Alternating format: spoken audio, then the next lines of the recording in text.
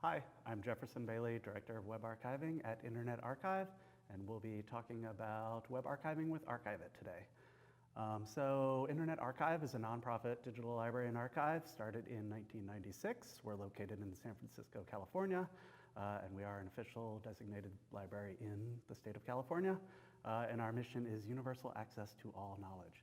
So people are very familiar with Internet Archive for the Wayback Machine, which is the biggest and oldest web archive in existence.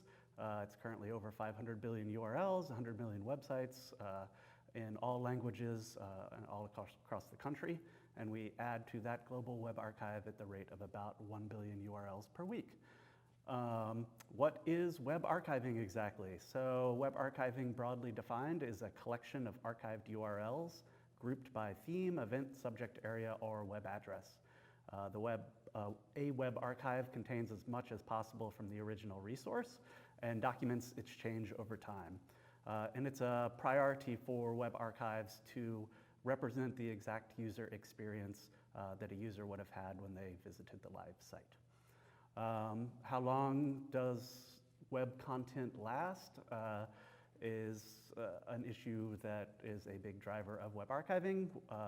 Websites in most studies generally change content about every 90 or 100 days, so it's highly ephemeral, it changes quite often, and this makes collecting and preserving it very important and something that needs to be done quickly. So Internet Archive does its own web archiving, but we also provide web archiving services for hundreds of libraries, archives, in museums and governments and nonprofits. And we do most of this work through our Archive It service. Archive It was launched in 2006, so 10 years ago, and it is a service that allows users to create, manage, access, and store their own collections of web-based digital content. So anything on the web can be archived using the service. It includes both a public access portal, which we'll look at really quickly, as well as a web application for people to actually build and manage collections. And that includes, of course, ongoing storage and preservation by Internet Archive. Content can be captured at many different frequencies. There's the ability to add metadata. Anything that is hosted on the web can be captured, and it does allow for both private and public access options. Why do people do web archiving, or what do they use Internet Archives and partner services and partner with us for? And there are usually three general use cases for web archiving. One is to create a thematic or topical collection, very similar to traditional library coverage, or something subject or event-based or related to pre-existing analog collecting strategies. Another is to capture and preserve web history in a sort of records management context. So many governments preserve material that is now published only on the web that used to be published in print format.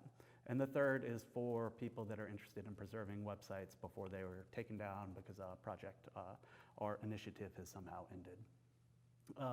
So Archive It as a web archiving service includes both an application where crawls and collections can be managed, as well as a general access portal that we'll look at in just a sec. People can also link their own collection and discovery environments to their content that is hosted and preserved at Internet Archive. So next, I'll quickly demonstrate both the public site, which is at archive-it.org, so archiveit.org, and that is where many of our users host their public web archive collections. So if we look here at the portal, you can see, for instance, Smithsonian institution websites. They will collect many of the project-based web content that Smithsonian is creating and then make it accessible here. So people build collections usually by adding what we call seeds, which is usually just a web address or a website, and that whole website will be preserved.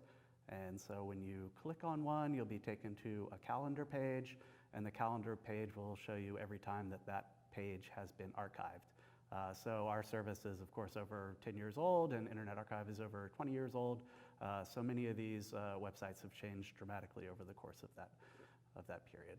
And when you look at an archived page, it should look exactly as it did on the day that it was archived. And as you see here, the banner will recognize that you are looking at an archived website, as well as give some metadata about the collection name and other descriptive metadata elements that were added by the curator.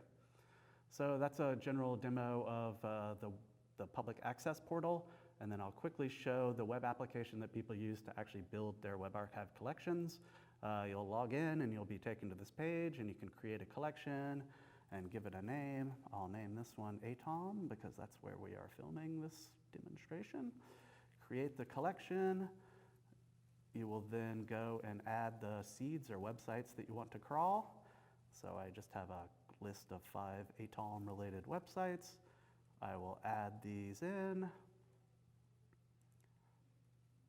I will set a couple of settings for whether this is a publicly accessible collection or whether it's private and only accessible to the curator or librarian.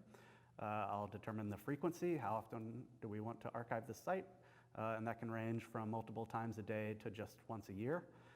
And then we'll describe exactly how we want the crawl to run, if we just want to get that one page, if we want to get the full site, if we want to get specific resources like PDFs that are within that site, that can all be managed here. And so once you add your seeds and name and build your collection, you can then hit the button and the crawl starts to run. And that's pretty much the 1, 2, 3 of starting a web archive collection.